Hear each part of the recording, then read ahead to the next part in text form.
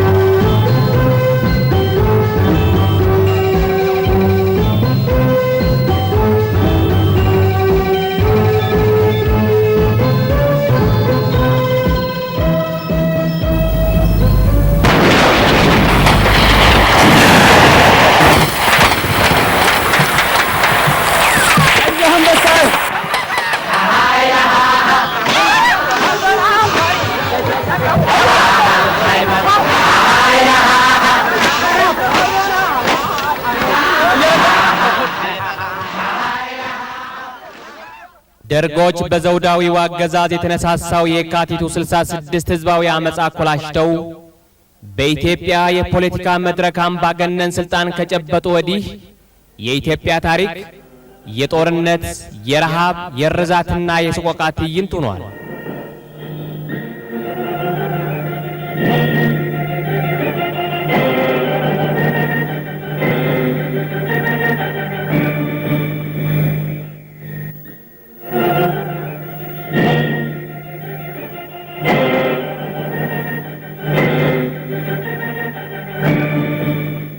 በዚች የባርነት ጥቅርሻ በለበሰችው ሀገር ዜጎቿ መመለስ የሚገባቸውን አበይት ጥያቄዎች ከማንሳት የተቆጠቡበት ጊዜ አልነበረም።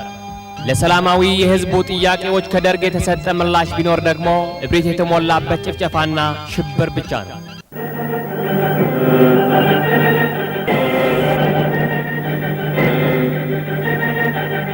ጭቁን የኢትዮጵያ ህዝቦችም በደርጎች አመጽ የተረገጠው መብታቸውን ለማስከበር ትጥቅ አንስተው ያንገዛም ትግላቸው በየማዕዘናቱ አቀጣጠሉ።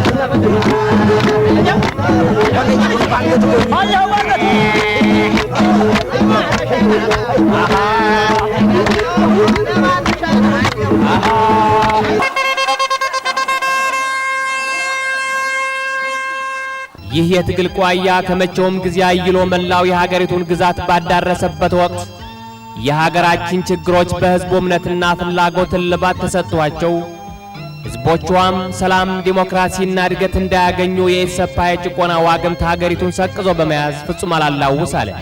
የተመጠነ አቅማችንን፣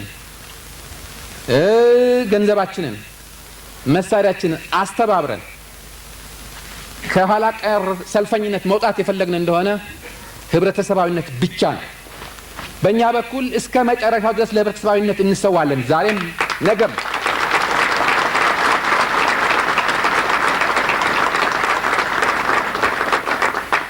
ለሰላም ከብሬታ የማይሰጡት ደርጎች በየጊዜው ለቀረበላቸው ሰላማዊ የመፍትሄ ሐሳብ ሲመቻቸው በመርገጥ የሕዝቡ የተቃውሞ ክንድ አይሎ ሲያንገዳግዳቸው ደግሞ በማቅማማት የሥልጣን ዕድሜያቸውን ለማስረዘም ጊዜ ሲነግዱበትና ሲያዘናጉን ቆይተዋል። ከዚህ ባሻገርም ለችግሮቻችን አፋጣኝ መፍትሄ እንደመስጠት በጦር አውድማ ሊፋለሙ ዝግጅት ቀጠሉ። አሁንም አቤታዊት እናት ሀገር ወይንም ሞት፣ ወደፊት እንራመድ።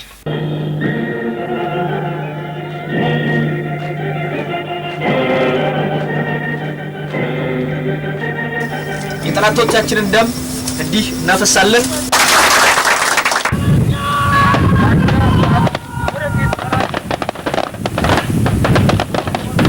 ህዝባዊ ሰራዊት 77,588 ሲከት ዳግም ዘመቻችን ሳንመለከት ለዚህ ጦረኛ የኢሰፓ ሴራ ቀድሞው የነቁበት ኢህአዴግና ሰፊው ሕዝብ በተለመደው ጥበብ የደርግን ሰራዊት ድባቅ በመምታት የኢሰፓ ውጥን ለማምከን ፈጥነው ሊወስዱት የሚገባ እርምጃ ነበር። ሆኖም ለ16 ዓመታት ያህል ከኢትዮጵያ ሕዝቦች ደመ ሥጋ እንደ መዥገር ተጣብቆ ሲመጥ የኖረውን ደርግ ከነግሳንግሱ መንግሎ በመጣል ኢህአዴግ በቁጡ ይፋረዳቸው ዘንድ ራሱን በበለጠ ማደራጀትና ማዘጋጀት ነበረበት።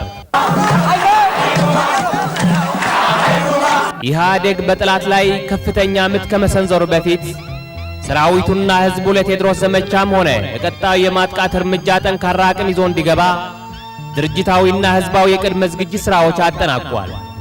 ከነዚህ የዝግጅት ክንዋኔዎች ውስጥ ለወሳኙ ስትራቴጂክ ፍልሚያ ቁልፍ ሚና የነበረው የኢህአዴግ አባል ድርጅት የሆኑት ሕዝባዊ ወያነ ሓርነት ትግራይ፣ የኢትዮጵያ ሕዝቦች ዴሞክራሲያዊ ንቅናቄ፣ የኦሮሞ ሕዝቦች ዴሞክራሲያዊ ድርጅትና የኢትዮጵያ ዴሞክራት መኮንኖች አብዮታዊ ንቅናቄ ጠንካራና አስተማማኝ ሐሳብና የተግባር አንድነት በሚፈጥር አኳኋን ጥር 1983 ዓመተ ምህረት አንደኛ የኢህአዴግ ጉባኤ አካሄዱ። ድርጅታዊ ጉባኤው በዓለም አቀፍና በሀገራችን አበይት ጉዳዮች ላይ ጥልቅ ግምገማዎች በማድረግ በኢትዮጵያ ሰላም፣ ዴሞክራሲና ነጻነት ለማስፈን ምን መደረግ እንዳለበት መሰረታዊ መፍትሄዎች አስቀምጠዋል። የዚህን ጉባኤ ውጤትና ውሳኔዎች ጭቁን ህዝቦች በናፍቆት ይጠብቃሉ። ለፍትህ፣ ለዲሞክራሲና ለሰላም የሚታገሉ የተለያዩ ኃይሎችም ከዚህ ጉባኤ የሚጠብቁት የሰላምና የዲሞክራሲ ኃይሎችን የሚያጠናክሩ ተጨባጭ የድል ውሳኔዎችን ነው። በዚህ ጉባኤው ኢህአዴግ የህዝቦች መብት ተጠብቆ የእኩልነትና ፍትህ የሰፈነበት አንድነት ተፈጥሮ ለነጻ ኢኮኖሚያዊ ብልጽግና የቆመ ኃይል ሁሉ ሰፊ ተሳትፎ የሚያደርግበት ማናቸውም ፖለቲካዊ ጉዳዮች በሙሉ በነጻ የመናገር የመጻፍና የመደራጀት መብቶች አማካይነት በሰላማዊ መንገድ የሚፈቱበት ሁኔታ ይፈጠር ዘንድ ሳያሰልስ የሚታገልበትን ሁኔታ ይፈጥራል። እኛ ጭቁኑ ህዝብ በነጻ የመናገር መብት አለ ብለናል። ይሄ የዲሞክራሲ ዓላማችን አንዱ ምሰሶ ነው። እንደፈለገ መጻፍ መብት አለው ያልተገደበ ብለናል። ይሄም የዲሞክራሲ ፕሮግራማችን አንዱ ምሰሶ ነው። የመደራጀት መብትም አለው፣ በነጻ የመደራጀት መብትም አለው ብለናል። በነጻ የመደራጀት መብት አለው እስካለ ድረስ ሲፈልግ አንድ ፓርቲ ብቻ ይበቃኛል ብሎ ሊቆም ይችላል። ካልፈለገ ደግሞ የፈለገውን ያህል ቁጥር ፓርቲ መመስረት ይችላል ማለታችን። ከህዝቡ የዲሞክራሲ መብት አንጻር ነው የምናየው። ህዝቡ ያልተገደበ የዲሞክራሲ መብት አለው እስካለ ድረስ ይህ መብት የመናገርን መብት፣ የመደራጀትን መብት፣ የመጻፍን መብት፣ የመቃወምን መብት እነኝን ሁሉ ያካተተ መሆን አለበት። ስለሆነ ፈለገውን ያህል ፓርቲ ግን መመስረት መብቱ ነው። አንድ ብቻ ይበቃል፣ 3 ብቻ ይበቃል ወይም 44 ብቻ ይበቃል ተብሎ የሚገደብ ነገር አይደለም። እንደፈለገው ራሱን በነጻ ማደራጀት ይችላል። የራሱን አቋም የሚያራምድበት ፈለገው አይነት አመለካከት ይዞ የፈለገው ፓርቲ መፍጠር ይችላል ጭቁኑ ህዝብ። ይሄ የዲሞክራሲ መብቱ ነው። በትኩ ህዝባዊ መዋቅር መተካት አለበት።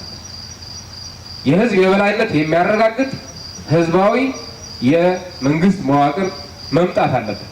ከዚህ ውጪ 10 ፓርቲ ኖረ፣ አንድ ፓርቲ ኖረ ለህዝቡ ፋይዳ የሚሰጥ ነገር አይደለም።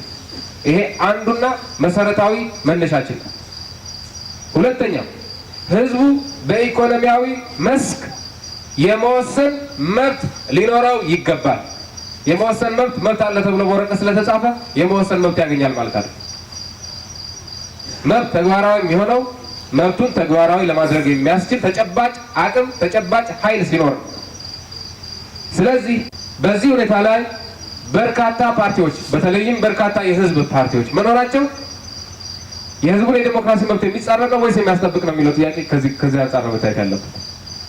ጸረ ህዝብ ቢሮክራሲ በተናደበት የህዝቡ ኢኮኖሚያዊ ነጻነት የሚያረጋግጡ ተጨባጭ እርምጃዎች በተወሰዱበት ወቅት ህዝቡ እንደፈለገው ይደራጅ ተብሎ ቢቀመጥ የህዝቡን የዲሞክራሲ መብት ማረጋገጥ እንጂ መጋፋት አይሆንም፣ ወይም በዲሞክራሲ ስም ህዝቡን ማታለል አይሆንም። እነዚህ ሁለት ሁኔታዎች ከተሟሉ በኋላ የህዝቡ ስልጣን ሊረጋገጥ የሚችልበት መሰረታዊ መደላድል ተቀምጧል ማለት ይቻላል። በዚህ ላይ ምን አይነት መልክ ይኖረው፣ ያ የህዝብ መንግስት ምን አይነት መልክ ይኖረው የሚለው ጥያቄ ሊነሳ ይችላል። እነኚህ ሁለት ሁኔታዎች ሳይሟሉ ግን የህዝቡ መንግስት ምን አይነት መልክ ይኖረው የሚለው ጥያቄ በፍጹም ሊነሳ አይችልም። ቢነሳም ፋይዳ ቢስ። መጀመሪያ ህዝቡ ወሳኝ የሚሆንበት መሰረታዊ ቅድመ ሁኔታ መዘጋጀት አለበት። በእንደዚህ አይነቱ አብዮታዊ እርምጃ ላይ የተመሰረተ ዲሞክራሲ አብዮታዊ ዲሞክራሲ ነው መፈክራችን። ያ አብዮታዊ ዲሞክራሲ ግን ለአንድ ፓርቲ ብቻ ነው የሚቆመው። ያ አብዮታዊ ዲሞክራሲ ለህዝቡ ያልተገደበ የመደራጀት መብት ነው የሚቆመው። ለአንድ ፓርቲ አይደለም፣ ለሺህ ፓርቲ አይደለም፣ ለመብት ነው የሚቆመው። ለነፃ የመደራጀት መብት ህዝቡ በአብዮታዊ ዲሞክራሲያዊ ሂደት ውስጥ የሚሳተፈው የህብረተሰብ ክፍል በጣም በርካታ ነው። ማለትም የተለያየ ላብ አደሩ አለ፣ አርሶ አደሩ አለ፣ የተለያዩ የአርሶ አደሩ ክፍሎች፣ የከተማው ንስ ከበርቴ አለ፣ ብሔራዊ ከበርቴ አለ። እነኚህ በአጭር ጊዜ ውስጥ በአንድ ፓርቲ ዙሪያ ይካተታሉ ብሎ መገመት አይቻልም። የየራሳቸው የሆነ ጥቅም አላቸው፣ የተለያየ ጥቅም አላቸው። በነፃ ይደራጁ ከተባለ የሚመጣው ክስተት የአንድ ፓርቲ መፈጠር ብቻ ሳይሆን በጣም ሰፊው እድል የበርካታ ፓርቲዎች መፈጠር ጉዳይ። ለነፃ የመደራጀት መብት የሚቆመው አብዮታዊ ዲሞክራሲያዊ መፈክራችን የሚከሰትበት መልኩ በተጨባጭ በኢትዮጵያ ሁኔታ በርካታ የህዝብ ፓርቲዎች የሚኖሩበት የፖለቲካ ስርዓት እንደሚሆን መገመት ይቻላል።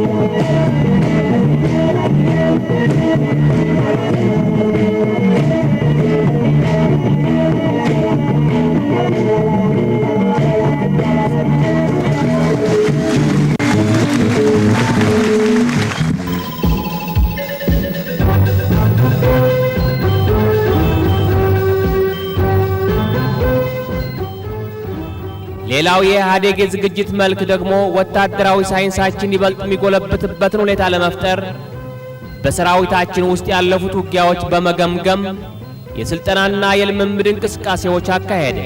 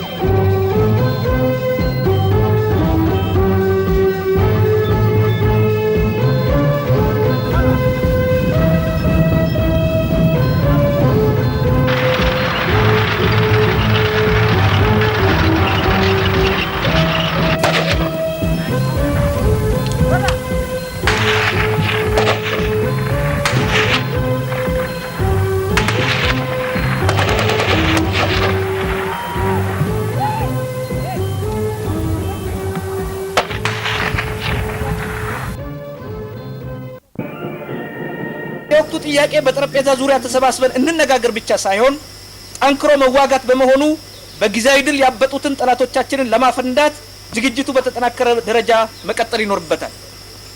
በርግን መካናይዝድ ክፍለ ጦራችን በዋለባቸው የውጊያ ውሎች ማለትም በሰሜን ጎንደር፣ በደብረ ታቦር፣ በስቴ፣ በወረታ፣ በጸደ ማርያም ጠላትን በመበታተን በተለያዩ ጊዜያት በርካታ ድሎችን ሲያስመዘግብ መቆየቱን ወገን ብቻ ሳይሆን ጠላቶቻችን ራሳቸው የሚመሰክሩት የሀቅ እውነታ በመሆኑ ድላችን ለወደፊቱም በርትቶ የሚቀጥል ይሆናል። መልከ ጥፉ በስም ይደግፉ እንደተባለው ሁሉ ደርጎችም የሰራዊታቸውን ሞራል ለመካብ የተለያየ ስም ጌጦች በመለጠፍ ሊያነሳሱት ይጥራሉ። ለዚህም ነብሮ፣ ኮብራ፣ በርግድ፣ ብራው ወዘተ በማለት በስም ቅመማት አጣጥመው ለርድ ያዘጋጁት በደርሃ ሙሲት ዙሪያ የመሸገው 4ኛ መካናይዝድ ክፍለ ጦር ባብነት መጥቀሱ ይቻላል። የኢህአዴግ እንቅስቃሴ ገታ ዘንድ ስትራቴጂክ አቀማመጡ የተዋጣለትና በደርጎች ታላቅ እምነት የጣለበት የ603ኛ ኮር እምብርት የሆነው 4ኛ መካናይዝድ ክፍለ ጦር ይዘቱ፣ ዝግጅቱና የመሪዎቹ የነፍስ አደን ሽክርክሪት ምን ይመስል እንደነበር እንመልከት። ማዕረግም ይሰጣል። አሁንም ከሁሉም ክፍል ለእናንተ የበለጠ ማዕረግ ተሰጥቷል። በቅርብ ቀና በብርጌድ አዛዣችሁና በክፍለ ጦር አዛዣችሁ ትሾማላችሁ። ተሰጥቷል። ደርሷል አይደለም ወይ? ደርሷል። እኛ ለሜካ የማናረገው ነገር የለም። በሙሉ ሰራዊታችን ባርኮላይ በአሁኑ ደረጃ አቅፎ ያለው 29 ብሔረሰብ ነው። በእውነት በፖለቲካ ስራችን ላይ ከፍተኛ ችግር ነው ያለብን። ምክንያቱም አንዳንዱ ቅድም በመግቢያ ላይ እንደተጠቀስኩት ስለ ህብረተሰቡ ጸባይ አማኝ ነው፣ ክርስቲያን ነው፣ ሃይማኖት የሌለው አለ ማለት ነው። ከዚህ ከብሔረሰባችን ውስጥ ይሄ የኢትዮጵያ ችግር ነው፣ የክልሉም አይደለም። ቤተክርስቲያን ይደፍራል፣ መኖክሲያንም እንትኑን ይፈታል። በጫካ ውስጥ ወንበዴ ወሮ በላ ተሰብስቦ ማጅራት መቺ ጸረ አብዮተኛ ተሰብስቦ ነው እዚህ የሚወጋ። ምንም ቢሆን ምን የታሪክ ብይን የማይቀርላቸው ኢሰፓዎች አለ የተባለ የጦር መሳሪያ 130 ሚሊ ሜትር ጄኔራል መድፍም ሳይቀር ያስታጠቁት 4ኛ መካናይዝድ ክፍለ ጦር ፍጹም መከታ ሊሆንላቸው አይችልም። ምንጊዜም 4ኛ መካናይዝድ ክፍለ ጦር እነሱ የባሩድ ጭስ በማያሸቱበት ሰገነት ተኮፍሰው በውስኪ ሲራጩ፣ ላሳረኛው ወታደር ግን የጦርነት ማዕድ አቅርበው ጥይት ሊመግቡት ያዶላሉ። 603ኛ ኮር እና ለ4ኛ መካናይዝድ ክፍለ ጦራችን በጠቅላላ በሰራዊቱ ስም ምስጋና እናቀርባለን። ጓደኞቼንም ጭምር ወኪዬ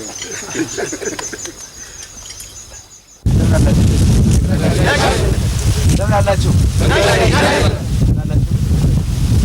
ኦኬ እሺ፣ በርቱ ልጆች። ኮቸሮ አለ ብላችኋል።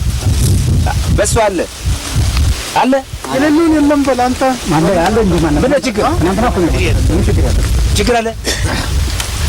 አንድ ጥያቄ ብቻ አጭር ነው የምፈልገው። አይ ችግርም የለንም። በእውነት በትናንትና ሸለቃችን ላይ የሚመጣ ትብረት ነው መመገብ ግን ሱካርም የኛ መጠማው ዛሬ ስንት ቀናችን ዛሬ 4 ቀን 3ኛ ቀናችን ነው ዛሬ ቀለብ አልገባም መሰለኝ